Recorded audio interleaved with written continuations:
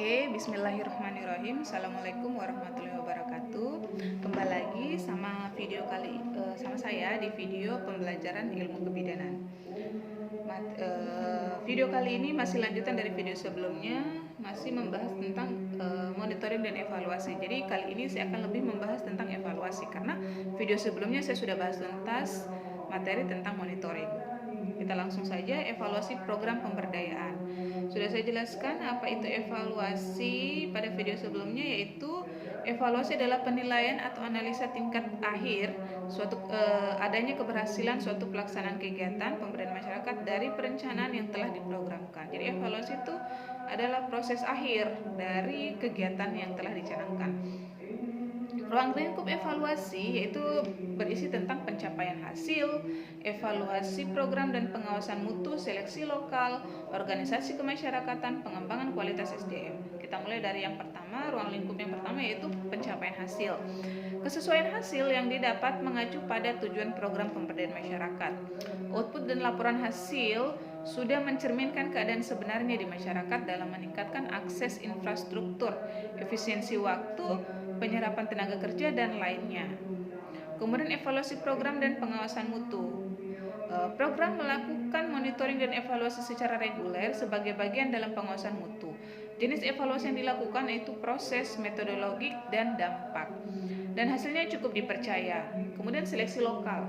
Organisasi kemasyarakatan atau Kemudian organisasi kemasyarakatan. Proses pembentukan dan pemilihan organisasi masyarakat serta pendampingan yang dilakukan untuk keberlanjutan program. Jenis program pengembangan kapasitas untuk memperkuat keberadaan organisasi masyarakat. Kemudian pengembangan kualitas SDM. Jenis kegiatan pengembangan kualitas yang diberikan di tingkat lokal yaitu di tingkat pemerintah daerah, fasilitator pendamping, dan organisasi masyarakat. Kemudian dalam mengevaluasi program pemberdayaan masyarakat terdapat beberapa macam evaluasi yang bisa dipergunakan, antara lain evaluasi formatif dan evaluasi summatif. Menurut Taylor mengemukakan adanya dua macam evaluasi, yakni evaluasi formatif dan evaluasi summatif. Evaluasi formatif adalah evaluasi yang dilaksanakan untuk meninjau kembali program atau perencanaan yang telah dibuat. Dengan kata lain, evaluasi ini dilakukan sebelum suatu program dilaksanakan. Sedangkan evaluasi summatif adalah evaluasi yang dilakukan untuk meninjau program yang telah dilaksanakan. Sebelumnya, seringkali dalam suatu program hanya menggunakan evaluasi summatif yang tujuannya untuk mengetahui seberapa jauh program yang dilaksanakannya sesuai dengan perencanaannya serta mengetahui dampak negatif yang muncul dalam pelaksanaannya. Namun, dalam perkembangannya, evaluasi formatif juga mulai dilakukan untuk meningkatkan efektivitas program yang telah dirancang agar dalam pelaksanaannya tidak menimbulkan kerugian dalam berbagai penggunaan, misalnya dalam hal bahan baku.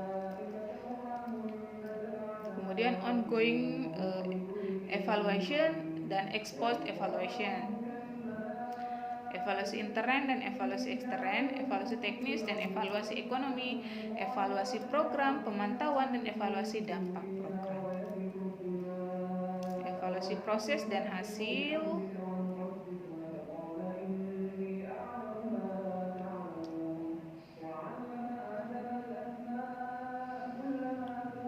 Ongoing evaluation dan ex post evaluation.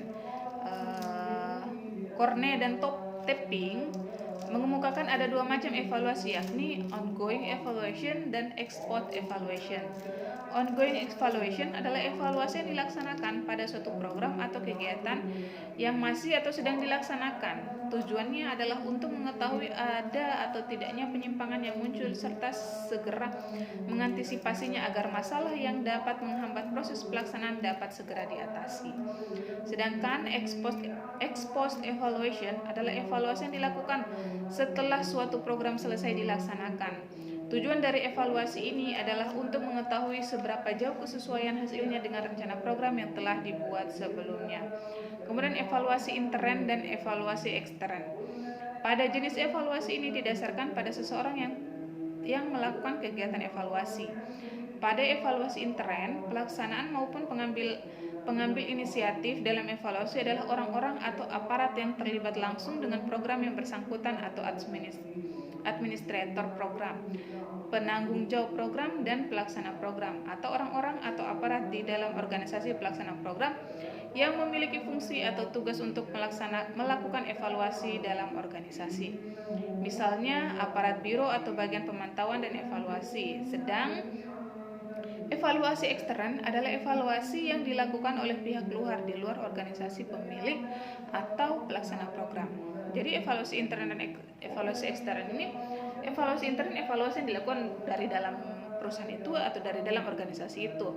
Sedangkan evaluasi ekstern, evaluasi yang dilakukan oleh dari luar. Jadi bukan orang pelaksana kegiatan itu yang melakukan evaluasi, tapi orang dari luar yang mengevaluasi. Berarti evaluasi ekstern ini secara tidak langsung seperti kayak kritikan seperti itu ya. Kemudian evaluasi teknis dan evaluasi ekonomi. Evaluasi teknis atau fisik adalah kegiatan evaluasi yang penerima manfaat dan ukurannya menggunakan ukuran-ukuran teknis secara satuan atau fisik. Sedangkan evaluasi ekonomi atau keuangan, penerima manfaatnya adalah pengelola keuangan dan menggunakan ukuran-ukuran ekonomi. Wow, ukuran-ukuran ekonomi ya. Berarti lebih ke angka-angka uang nominal. Kemudian evaluasi program pemantauan dan evaluasi dampak program. Ini agak panjang. Evaluasi program bertujuan untuk meninjau kembali program atau perencanaan yang akan diberlakukan. Pada evaluasi jenis ini, dokumen perencanaannya atau program kerja yang akan diberlakukan ditinjau kembali berdasarkan indikator apakah program tersebut rasional atau tidak, serta sesuai atau tidak dengan apa yang menjadi kebutuhan masyarakat. Selain itu, maksud lain dari evaluasi program ini adalah agar semua pihak yang terlibat dalam pelaksanaan program nantinya, yakni pemerintah, swasta, dan masyarakat merasa ikut bertanggung jawab dalam keberhasilan program yang akan dilaksanakan. Jenis evaluasi yang kedua yakni pemantauan program merupakan proses penilaian untuk menarik kesimpulan apakah pelaksanaan proyek sesuai dengan perencanaan yang telah dilakukan sebelumnya. Dalam pemantauan program perlu dilakukan proses pengumpulan informasi berupa data dan fakta yang ada di lapangan.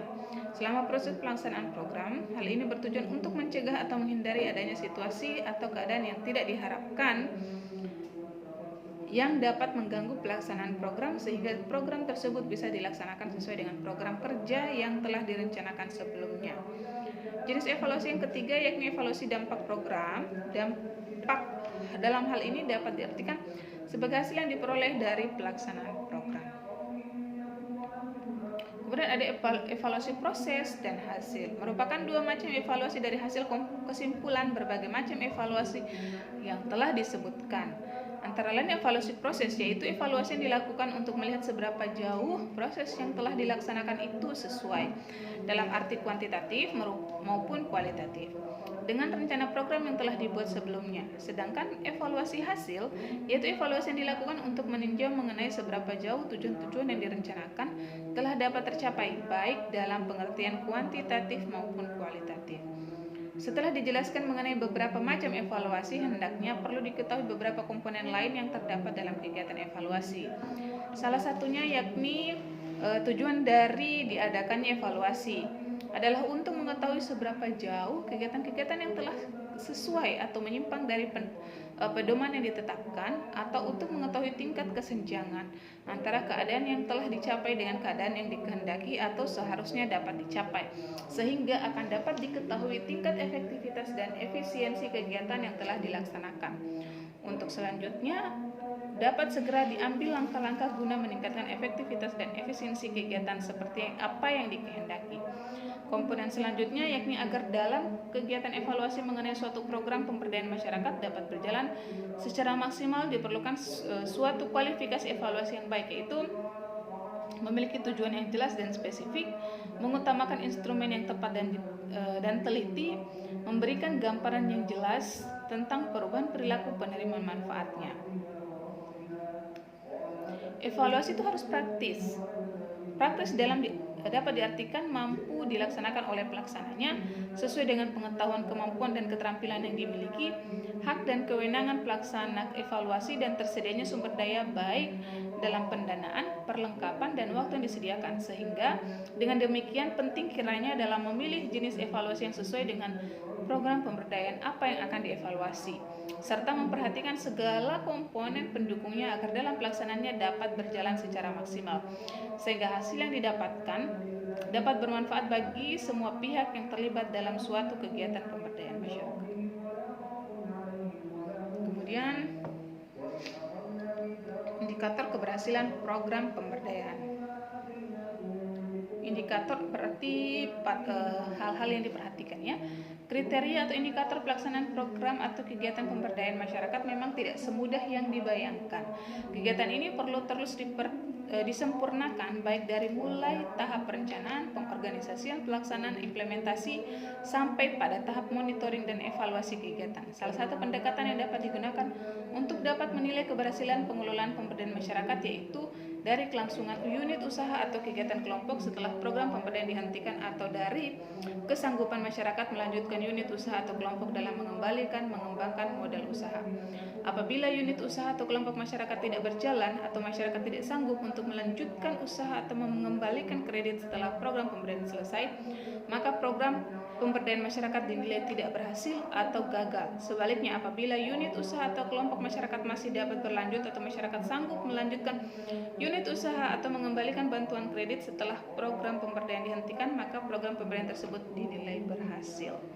Selanjutnya, indikator dari keberhasilan pemberdayaan masyarakat yang dilakukan dapat dicirikan sebagai berikut. Yang pertama, meningkatnya jumlah warga yang secara nyata tertarik untuk hadir dalam setiap kegiatan yang dilaksanakan, meningkatnya frekuensi kehadiran tiap warga pada pelaksanaan setiap jenis kegiatan, meningkatnya kemudahan penyelenggaraan program untuk memperoleh pertimbangan atau persetujuan warga atas ide baru yang dikemukakan, meningkatnya kuantitas dan kualitas serta jenis ide yang dikemukakan oleh masyarakat yang ditujukan untuk kelancaran pelaksanaan program pengendalian, meningkatnya jumlah dana yang dapat digali dari masyarakat untuk menunjang pelaksanaan program, meningkatnya intensitas kegiatan petugas dalam pengendalian masalah, meningkatnya kapasitas skala partisipasi masyarakat dalam bidang kesehatan, terbukanya peluang usaha, kesempatan kerja, dan pasar bagi masyarakat, meningkatnya kemampuan dan kemandirian masyarakat, meningkatnya perekonomian pedesaan, meningkatnya frekuensi kehadiran tiap warga pada pelaksanaan setiap jenis kegiatan,